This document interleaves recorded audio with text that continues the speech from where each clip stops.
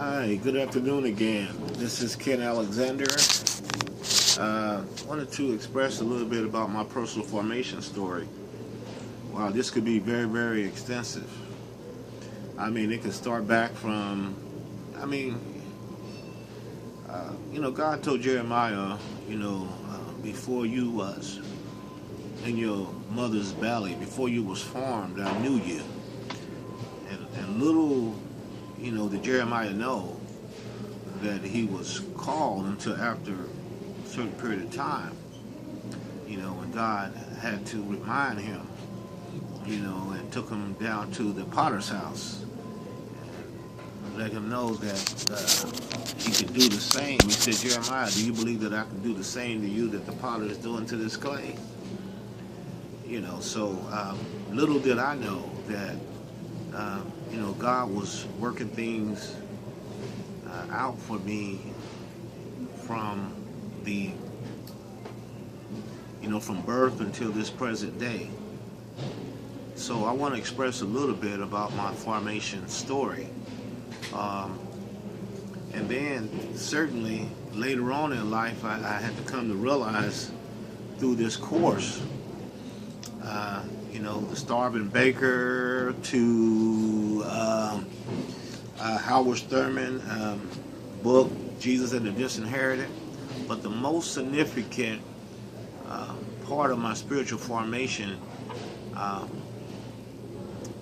actually came from all the challenges that I had in life that I didn't understand. And a lot of them I still don't understand to this day, but I trusted God was holding me while he was molding me through all these things.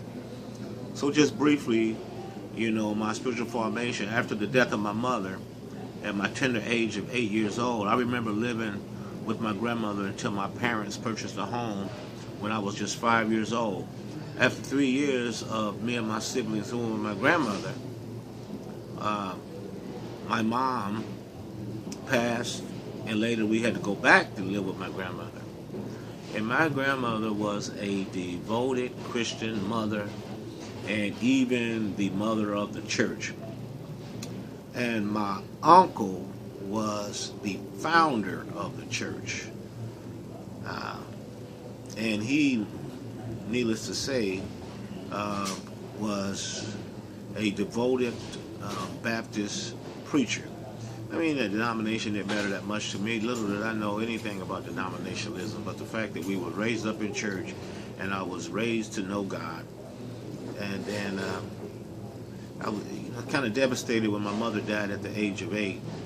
And then when I was 11 years old, my uncle, the preacher, had passed.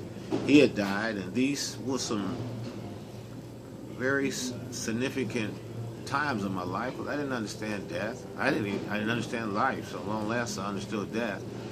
Just that my mother was not coming back. My uncle was not coming back. So